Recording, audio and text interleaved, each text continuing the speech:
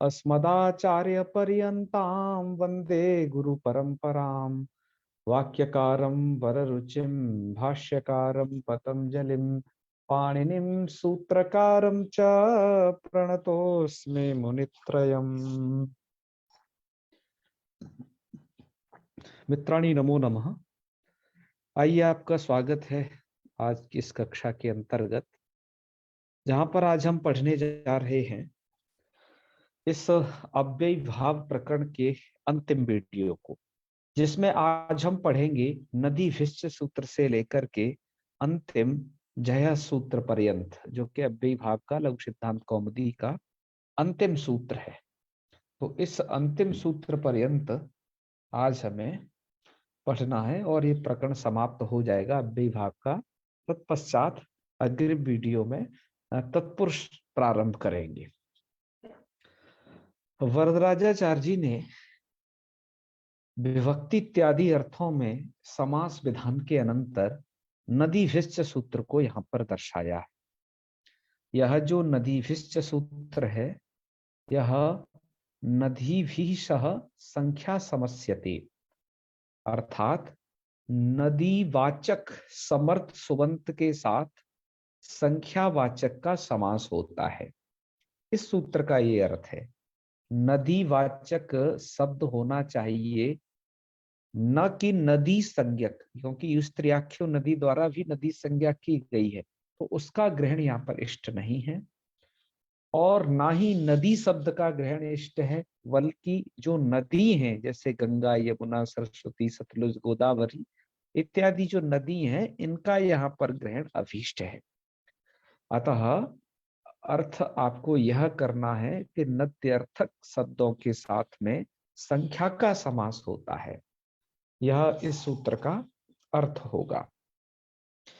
यहां पर एक भाष्य की इष्टि है, समाहारे चा अयम इष्यते। अयम का अर्थ है अयम समासः, अयम इत्युक्ते नदीभिश्च इति सूत्रेण विहितः यह समासः सह समाहारे एव भवति। यह समास समाहार में ही होता है। यह ऐसा इष्यते अर्थात समाहार में ही होता है, ये कहना पड़ेगा। च यहाँ पर जो दिया है, च का अर्थ है एव, तो च का अर्थ यहाँ पर और अपि भी जो समझते हो वो नहीं है। च यहाँ पर एव अर्थ में विधान किया, च का अर्थ है यहाँ पर एव। यह भाष्य की इष्टि है, भाष्य में च नहीं पढ़ा है, बस ऐसा कहना है।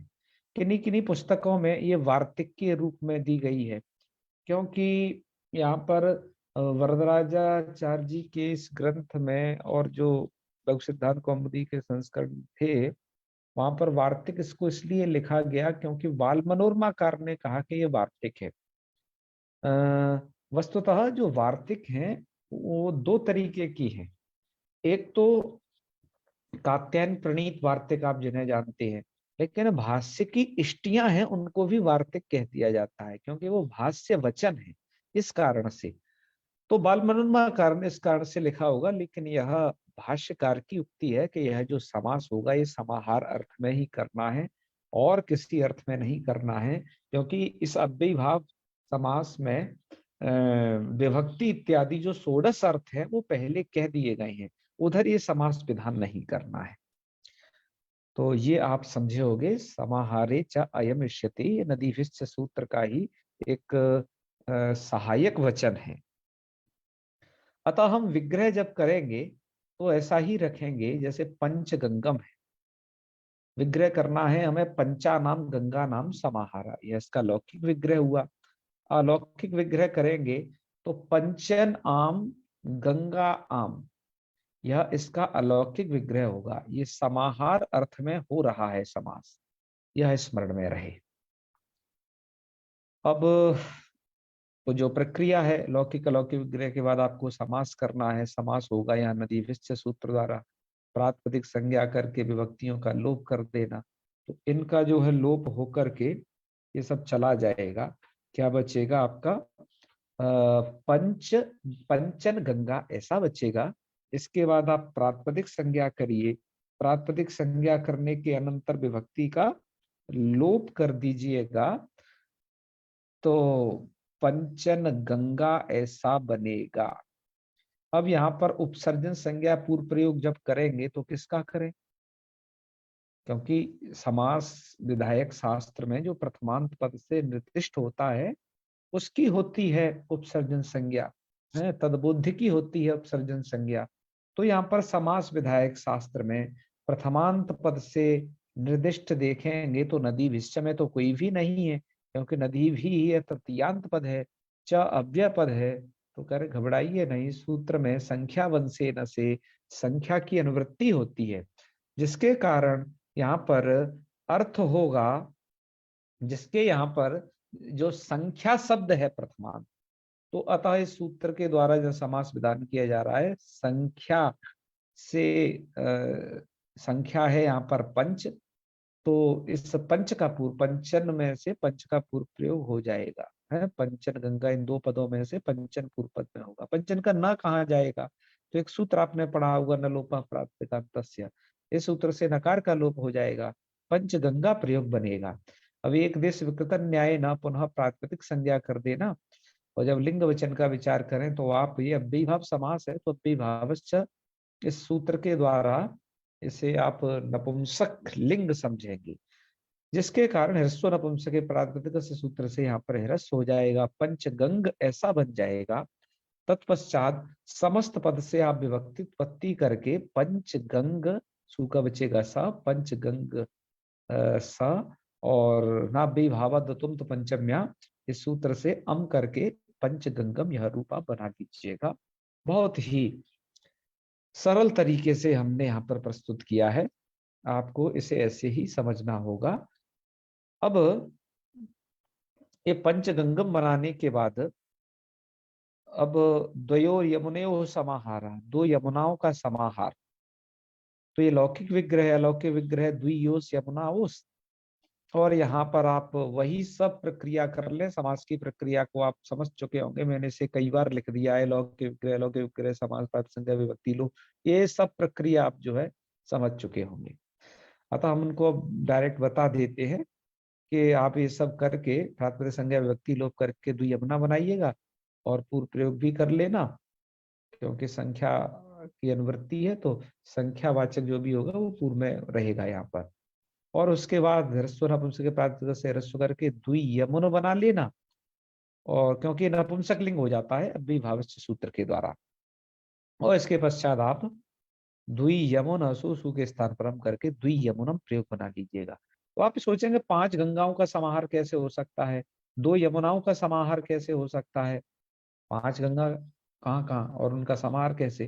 तो यहाँ पर 5 गंगाओं और 2 यमुनाओं का मतलब यह है कि उनकी धाराओं से है, कि 5 धाराएं जहाँ एक जगह मिले उस स्थान को पंचगंगम है समाहार को, और उसको द्वियमुनम 2 यमुनाओं के समाहार को, अर्थात 2 धाराओं का, जहाँ यमुना की 2 धाराओं का समाहार होगा, समाहार मतलब उनका एक जगह मिलन, ठीक है, तो वहां पर हम द्वियमुनम प्रयोग करेंगे।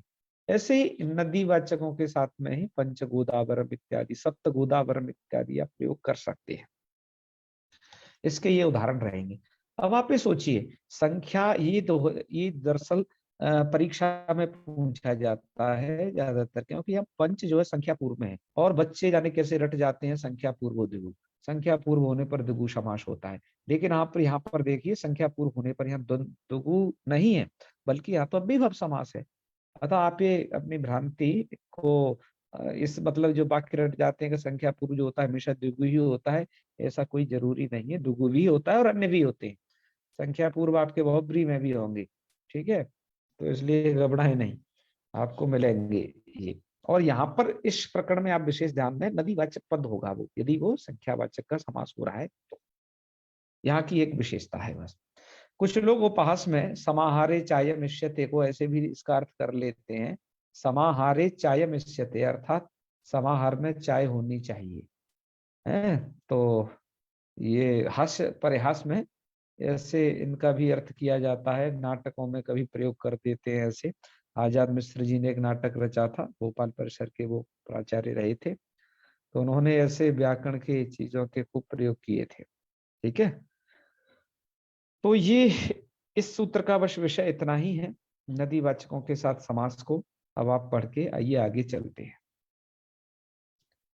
तो आपने ये दो उदाहरण यहाँ पर पढ़े। अब आइए आगे, जो यहाँ पर लघु सिद्धांत कौमुदी में विधान है, वो कुछ समासांत प्रत्ययों का विधान शुरू होता है, और वो अब आरंभ हो रहा है आपके यहाँ से तद्धिता से। तो तद्धिता में क्या चीज है, अब यहाँ पर देखिए समास का प्रकरण चल रहा था, और इस समास के प्रकरण में ये तद्धिता का आरंभ कर दिया। ये तद्धिता तद्धित के अधिकार को बतलाता है कि तद्धित प्रत्ययों का अधिकार कहां से पता चलेगा। तो उसके लिए कहा आप पंचम समाप्ति है अधिकारो अयम, पंचम अध्याय की समाप्ति पर्यंत अधिकार चलेगा। तो तद्धिता सूत्र पढ़ा गया है चौथे अध्याय के पहले पाद का 76वां सूत्र, मतलब लगभग लास्ट है ये। तो वहां से लेकर के अब चौथे अध्याय के बाकी 3 पाद बचे वो, और 5वें अध्याय तक पूरा तद्धिता का अधिकार चला। तो भैया यहाँ तद्धिता का अधिकार चला करके आप करना क्या चाह रहे हैं, ये बताएं।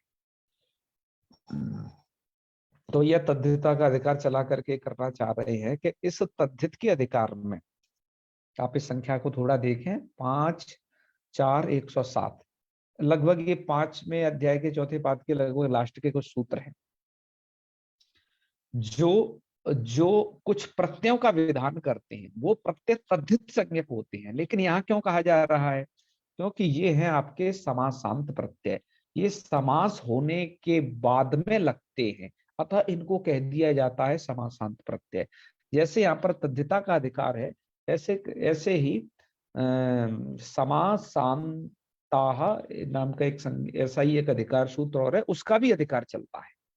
ठीक है, तो ये जो अब इसके अधिकार में जो प्रत्यय कहे जा रहे हैं, समासांतः के अधिकार में या इधर तद्धिता के अधिकार में, दोनों के मिलित अधिकार में आगे, वो सभी जो प्रत्यय जुड़ेंगे वो समास होने के बाद जुड़ेंगे। अब एक बात आप और याद रखेंगे, अब से हमने ये समास के जहाँ स्टेप बताए थे, वहां समासांतः को भी मेंशन किया है, आप देख लीजिएगा। तो जब समास हो जाएगा तो समास होने के बाद में इन्हीं समासों से प्रत्यय जुड़ता है। ठीक है, ये प्रत्यय आपके जैसे अव्ययी भाव में जुड़ रहा है, ऐसे ही तत्पुरुष में भी आपको बताया जाएगा, ऐसे ही आपको बहुव्रीहि में बताया जाएगा, द्वंद्व में भी कदाचित बताया जाएगा। भट्टोजी दीक्षित जी ने तो इसके लिए सिद्धांत कौमुदी के समास प्रकरण के अंत में एक समासांत प्रकरण अलग से भी रख दिया है, कि जो ज्यादा देखना चाहे तो उधर भी वो देख सकते हैं। ऐसे बहुत सारे सूत्रों को उद्धृत किया है।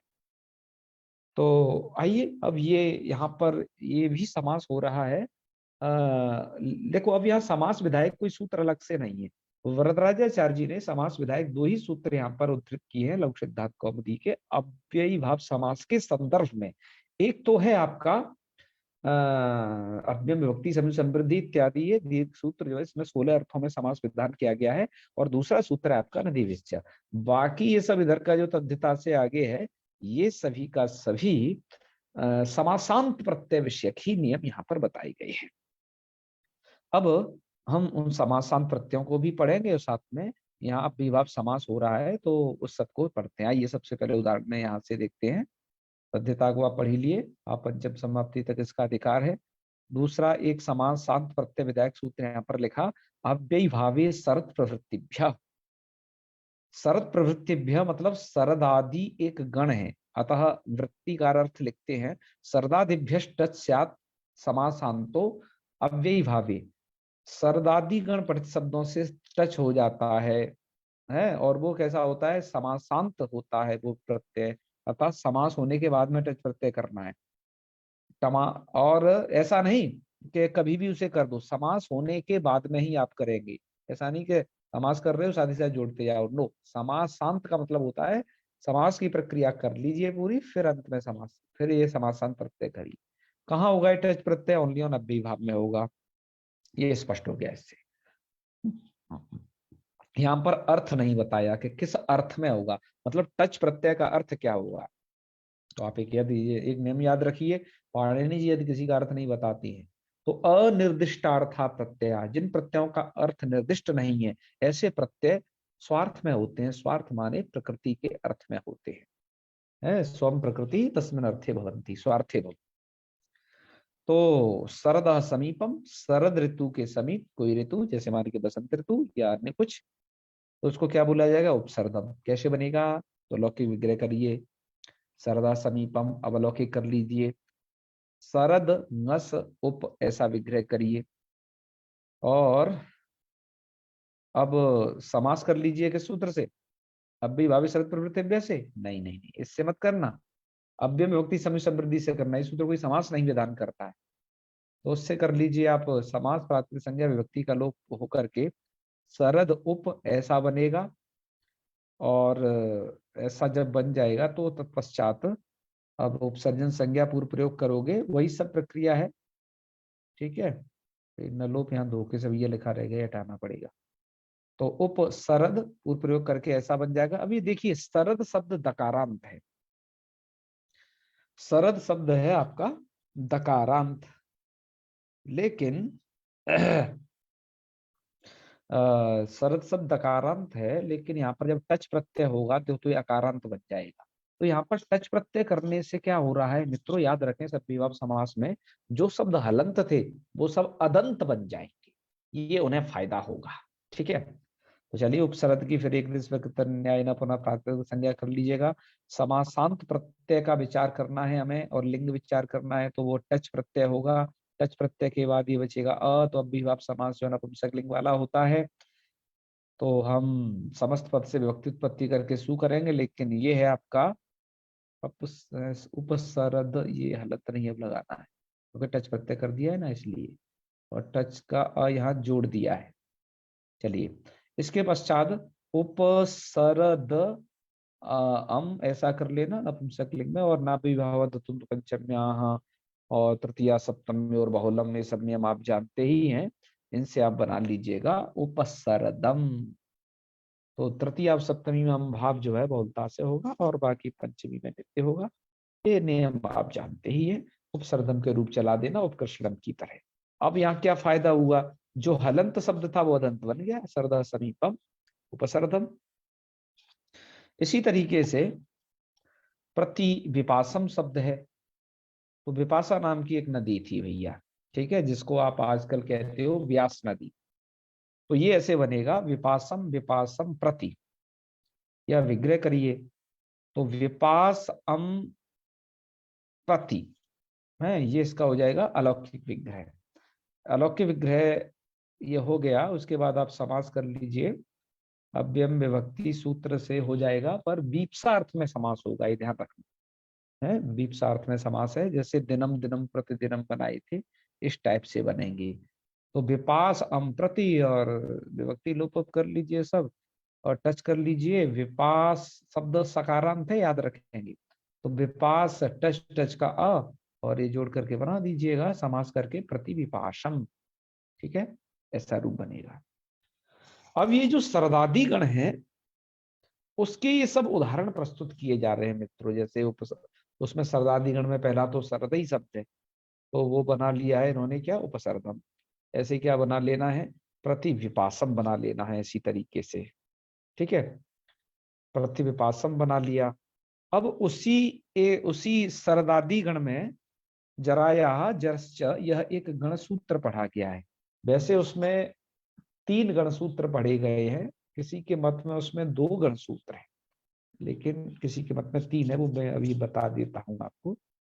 तो जराया जरश्च ये सूत्र क्या करता है, पहले इसका कार्य करके देख लेते हैं, फिर हम गण सूत्रों की इस गण सूत्र के स्वरूप पर विचार करेंगे।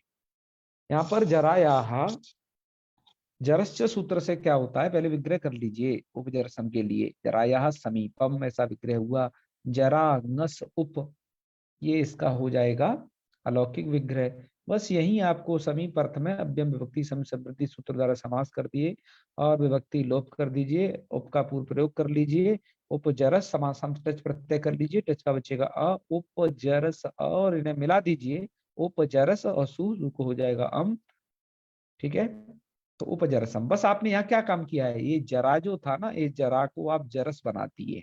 एक यह नया काम बस हुआ है किस गण, इस गण सूत्र के द्वारा, जराया जरश्च, अतः इसे निर्देशित किया गया गणसूत्र को, जिसका अर्थ ये होता है कि जरा शब्द को जरश आदेश होता है, कहाँ अव्ययीभाव समास में टच प्रत्यय करने जा रहे हो तब ये इसका अर्थ होगा। ठीक है, तो इसका अर्थ आप समझ गए होंगे। मित्रों, मैंने अभी इससे जस्ट पिछली स्लाइड में आपको कुछ प्रस्तुत किया था, पंचगंगम द्वियमुनम। पंचगंगम में कहीं कहीं मैंने तो जो विग्रह किया है, पंचानाम गंगा नाम समाहारा और पंचनाम गंगाम, बहुत सारी कुछ कुछ पुस्तकों में मुझे दिखाई दिया है कि पंचन जस गंगा जस, ऐसा भी विग्रह किया गया है। अब क्या विग्रह यहाँ पर उचित है दोनों में से, आप विद्वान लोग हैं, कुछ आप भी विचार कर लीजिए, लेकिन हमें दो तरीके के विग्रह देखे, अतः हमने आपसे उसका यहाँ पर चर्चा किया। ठीक है, तो ये है समास अव्ययी भाव में किस तरीके से हो रहे हैं और ये समासांत प्रत्यय हो रहे हैं। मैं चर्चा आपसे कर रहा था अव्ययी भाव शरद प्रवृत्तिभ्य के विषय में। आपने देखा कि यहाँ पर तो उस सरदा लघु सिद्धांत कौमुदी में उस सरदादी गण में से सिर्फ आपको सरदा समीपम सरदम ये दिखा दिया है, प्रतिविपासम इधर ये दिखा दिया है दो शब्द, और जराया जरश्च ये दिखा दिया है। लेकिन अब आप थोड़ा सा झांक के भी देख लें सरदादी गण की स्थिति क्या क्या है। इसके लिए मित्रों हम करते हैं आपके लिए स्क्रीन शेयर, और अब हमारे देख पाएंगे अन्य डॉक्यूमेंट्स और कुछ पीडीएफ को हम पढ़ते हैं इस विषय में। तो ये लघु सिद्धांत कौमुदी, पहले तो भहमी व्याख्या प्रकट हो जाओ और आप दिखाओ सरदादी गण को। ठीक है जी, तो सरदादी गण को ये आपको दिखाएंगे।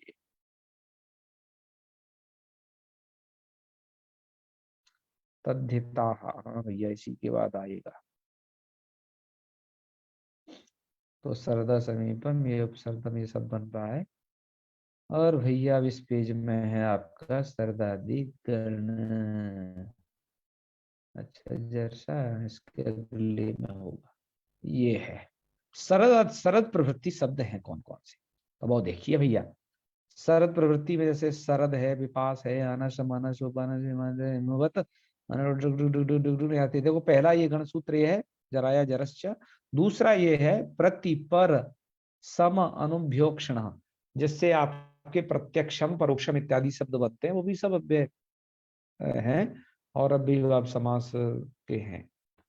इसके अलावा बहुत सारी पुस्तकों में यहाँ एक और अधिक शब्द मिलता है। ठीक है, उसको भी आपको देख लेना चाहिए, एक शब्द और अधिक मिलता है, और वो शब्द है आपका, थोड़ा सा भैया हमें अष्टाध्यायी.com खोलनी पड़ेगी, और यहाँ पर हम प्रस्तुत करेंगे सूत्र पाठ, और सूत्र पाठ में है अव्ययीभावे शरद प्रवृत्तिभ्य। यस, अव्ययीभावे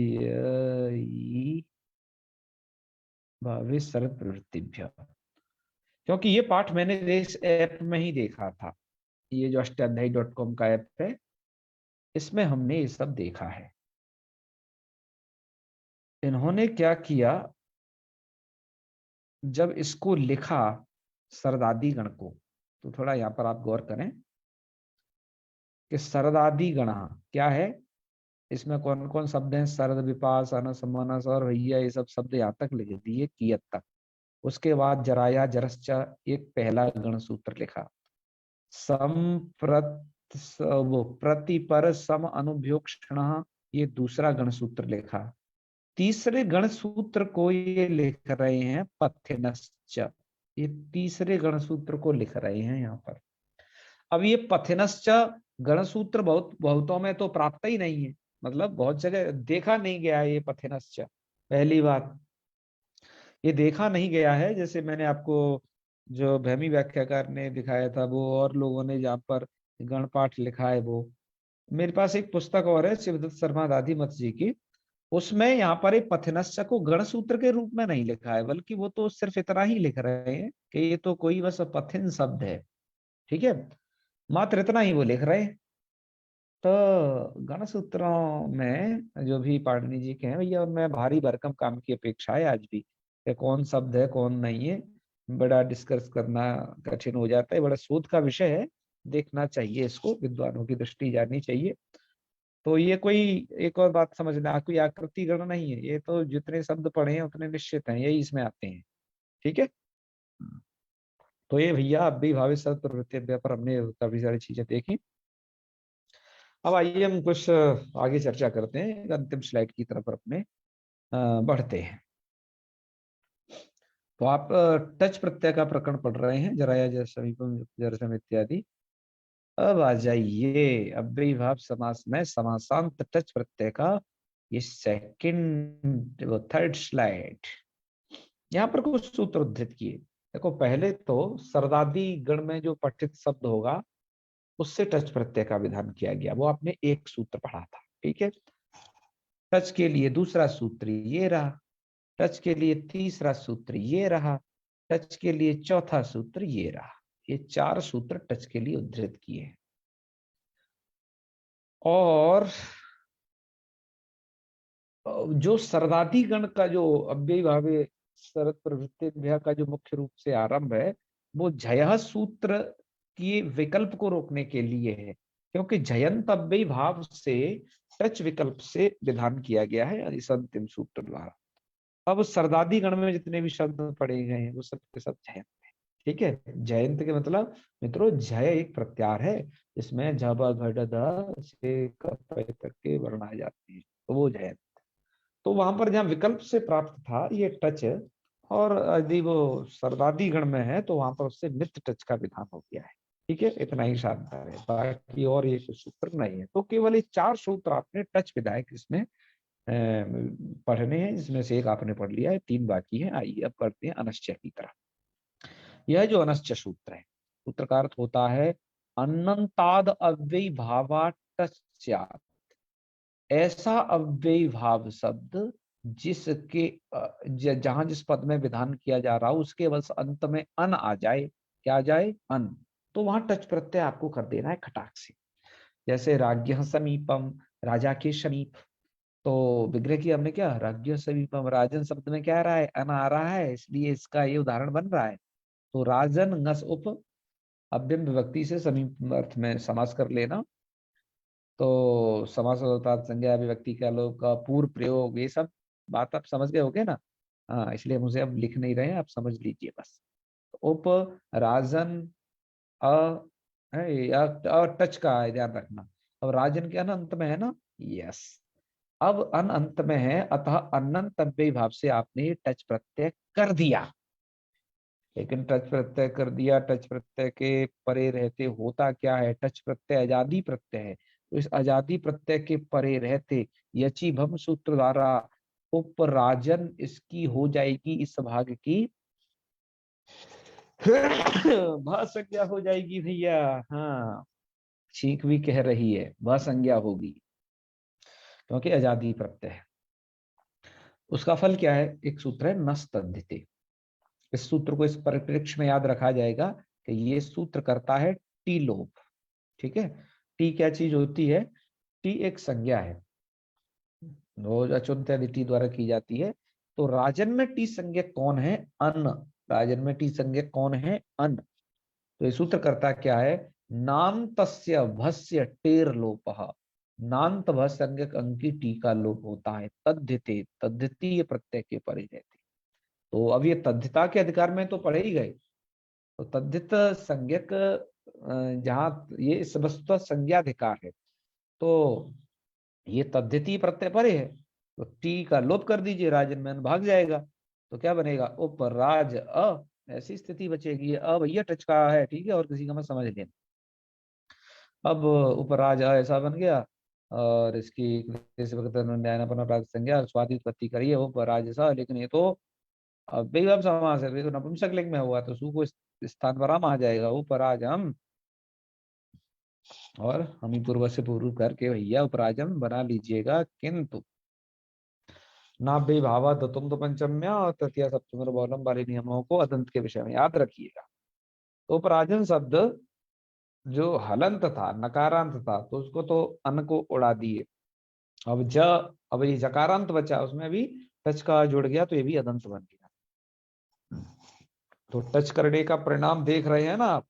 टच करने से जो शब्द यहाँ हलंत हैं वो सब शब्द अदंत बन जा रहे हैं, ह्रस्व अकारांत वाले बन जा रहे हैं। ठीक है, ये इसका फल हो रहा है। तो वहां पर वो कुछ उपकृष्ण जैसे रूप बनते हैं, वैसे रूपों को ये प्राप्त कर लेंगे। ओके, ये बात आप अच्छे से समझ ही गए होंगे। अब हम बढ़ते हैं आगे। उपराजम के बाद हम अग्र प्रयोग की तरफ। अध्यात्मम। अध्यात्मम कैसे बनेगा? तो आत्मनि इति। आत्मनि इति मतलब आत्मा में। तो ये तो विभक्ति अर्थ में हो रहा है समास, जो अव्ययम विभक्ति समृद्धि का प्रथम अर्थ है ना, उसी में। तो आत्मन नी अधि ऐसा विग्रह करिएगा। और अधि आत्मन विग्रह मतलब ये कर लिया आपने अलौकिक विग्रह। और विभक्ति अर्थ में अव्ययम विभक्ति समुच्चय सूत्र द्वारा समास करिएगा और गी का कर दीजिएगा लोप। और उसमें भी अधि का कर लीजिए पूर्व प्रयोग। तो अधि आत्मन अ, ऐसा बचा ना? हाँ, तो बताइए अध्यात्मन। अब आपका ये इधर यण भी कर लेना। अब ये नान्त भी है, अब असंज्ञक है। और टेर लोपा तो टीका हो जाएगा लोप, तद्धिति प्रत्यय परे है। आत्मन में टी संज्ञक कौन है? जैसे राजन में अन था, आत्मन में कौन होगा? आत्मन में भैया अन ही होगा। ठीक है, तो और ये अधि के ई को यण करके आप बना लेंगे अध्यात्म। ये हलंत हो जाएगा, जब आपने अन का कर दिया लोप तो मां हलंत कर देना है। अब हो जाएगा आपका, अब बचेगा अ, तो अध्यात्म अ। अब मिला दीजिए तो अध्यात्म। तो एक देश भक्त न्याय प्राप्त संज्ञा स्वादि उत्पत्ति करके, लेकिन सुख हो जाएगा हम अध्यात्म हम। और फिर तो भैया अनाप भी वाद तो पंचम में जो कि यहाँ पर अभ्यदाप सुपा का वादक है। और तृतीय सप्तम में और बाउलम इत्यादि लगा करके अध्यात्म बना लीजिएगा। पूरी रूप प्रक्रिया और कृष्ण की तरह ही रहेगी इसकी भी। ठीक है, ये आप बन गए। तो मित्रों, ये जो दो, एक जो सूत्र अनश्च उद्धृत किया, ये अनंत अव्ययभाव से टच करता है। उसके अंत में अन आना चाहिए, माने कि कुछ स्पेशल है ये, कुछ इसके लिए अन जरूरी है। अव्ययभावित सर्व प्रवृत्ति अव्यय के लिए जो पहला सूत्र पढ़ा, उसके लिए जरूरी यह है तो वो सर्वादि गण का ही होना चाहिए। ठीक है, अब भैया तीसरा सूत्र आ गया, विशेष शर्तों से युक्त। नपुंसकादन्यतरस्याम। यदि कोई शब्द, ध्यान दीजिए, कौन सा? अनंत वाला। अनंतम यत क्लीबम। अनंत यदि कोई शब्द क्लीबम माने नपुंसक लिंग वाला यदि होगा, तो तदंत अव्ययी भावात टचवास्यात्। तो ऐसे अव्ययी भाव से टच विकल्प से हो जाता है। ये टच विकल्प कर रहा है, इसके लिए याद रखिए, ये इसके लिए अनंत अनंत वाला भी चाहिए। और साथ में ही वो और क्या होना चाहिए? क्लीब अर्थात नपुंसक वाला भी इसे चाहिए वो शब्द।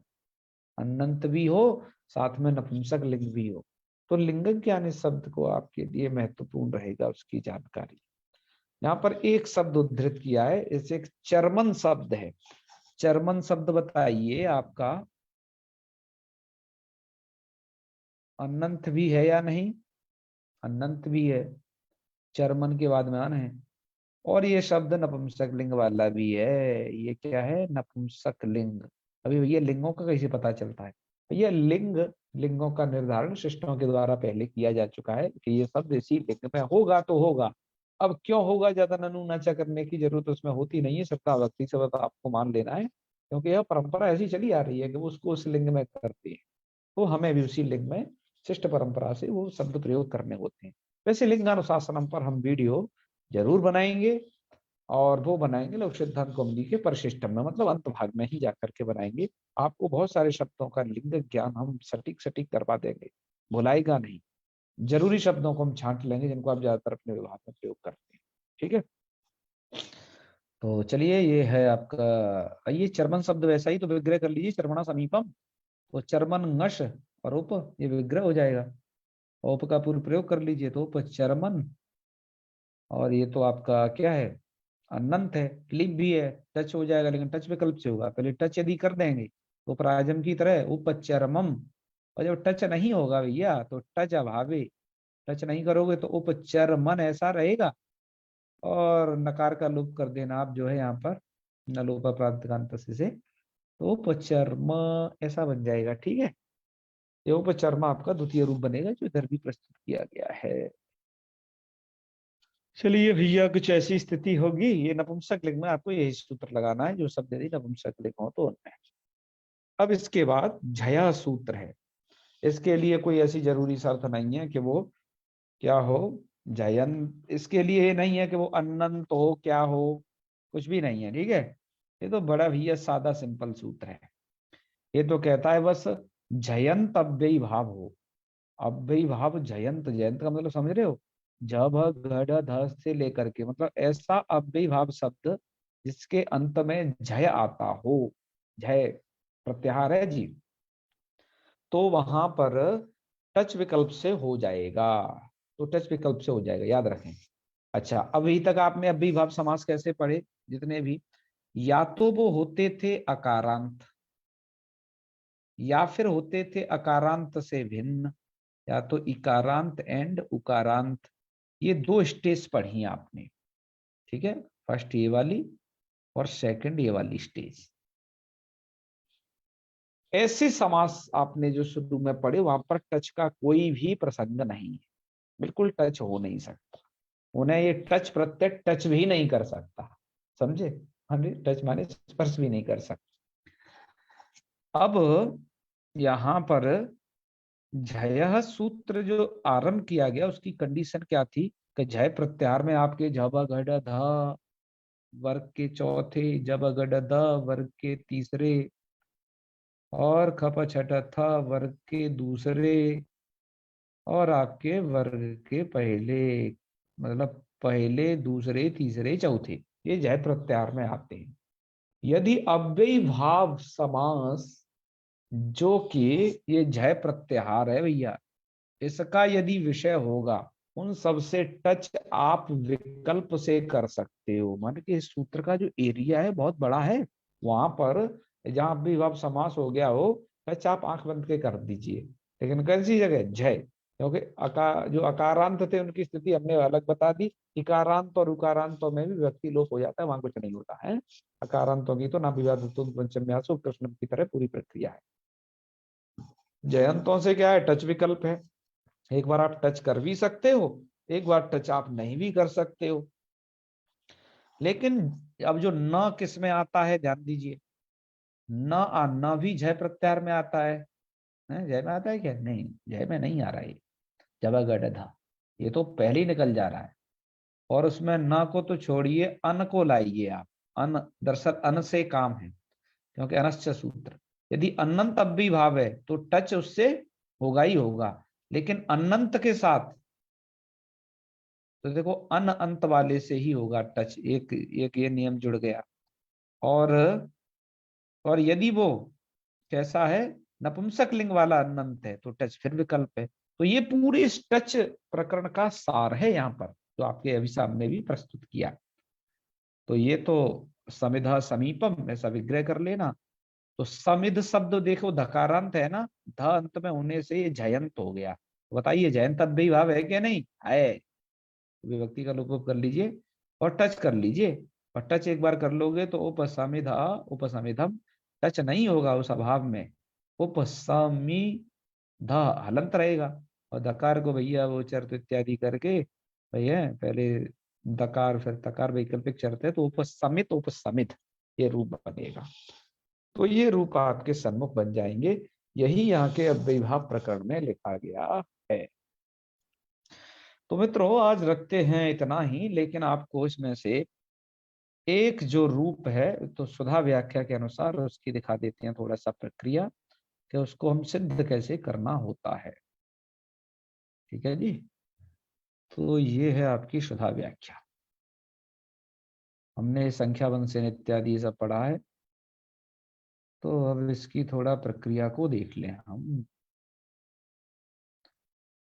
अब यहाँ से हम पंचगंगम को देखते हैं। देखो इन्होंने कैसे बनाया है, इन्होंने तो आम से ही विग्रह किया है। यहाँ पर लिखा है पंचानाम गंगा नाम समाहारा पंचगंगम इत्यत्र पंचन आम और गंगा आम इति स्थिते। फिर अलौकिक विग्रह नदी विश्चैती समास से स्वपो धातु प्रातिपदिके स्वपो लुकी नलोपा प्रातिपदिकांत से नलोपे पंच गंगा इति जाते अव्यय भावश्च इति नपुंसकत्वे ह्रस्व नपुंसके प्रातिपदिकस्य इति ह्रस्वत्वे प्रातिपदिकत्वात् सौ अव्यय भावश्च इति अव्ययत्वात् अव्यय संज्ञा के अव्यय भावस्य सूत्र के द्वारा। तो अव्ययदाप स्वपः इति स्वपि लुकी प्राप्ते नाभ्यय भाव दतुंग पंचम्या इति यमि परमी पूर्व इति पूर्व रूपे च कृते पंचगंगम इति। और द्वियमुनम में द्वयोर यमुनयो समाहार इति विग्रहे अत्र नदी शब्द विशेषस्य और नदी वाचका नाम च ग्रहण मुनि का ग्रहण है। ये संख्या संज्ञा सूत्रे भाष्य स्पष्टम ऐसा भाष्य में कहा गया है। तो तेन पंच नदम भी बन जाएगा और सप्त गोदावरम ये सब सिद्ध हो जाएंगे। इनकी साधनिका पूर्व की तरह आपको जाननी चाहिए। और ऐसे ही मित्रों यहाँ से इन्होंने टच प्रत्यय का प्रकरण भी पूरा कह दिया। अब ये इस प्रकरण की चूंकि हम चर्चा भी कर चुके हैं, उन सभी शब्दों की सिद्धि आपको जान लेनी ही चाहिए, कोई उसमें अधिक ऐसी बात नहीं है। तो इतना कहते हुए ही आज के पाठ को हम यहीं समाप्त करेंगे। आज अधिक समय भी हो गया। अब हमारा प्रयास रहेगा कि ज्यादा समय न हो, तो ये अव्ययी भाव समास का प्रकरण ही पूरा होता है। अब एक टेस्ट होगा बीच में और कुछ दिनों का हम थोड़ा सा अवकाश रखेंगे, है ना, लगभग 3-4 दिनों का, क्योंकि हमें थोड़ा सा यात्रा करनी पड़ रही है। उसके बाद हम जस्ट बीच में ही सी यात्रा के दौरान आपसे इस टेस्ट को ले लेंगे, अव्ययी भाव के टेस्ट को, और उसके बाद हम आरंभ कर लेंगे तत्पुरुष समास के प्रकरण को। ठीक है, तो लगभग आपकी बस 3 दिन का अवकाश रहेगा। तो चलो समापन करते हैं फिर। ओम सर्वे भवन्तु सुखिनः, सर्वे सन्तु निरामयाः, सर्वे भद्राणि पश्यन्तु, मा कश्चित् दुःखभाग् भवेत्। ओम शांति शांति शांति। सर्वेभ्यो नमो नमः। शुभरात्रि। प्रणाम। प्रणाम गुरुजी। हर हर महादेव, हर हर महादेव सभी।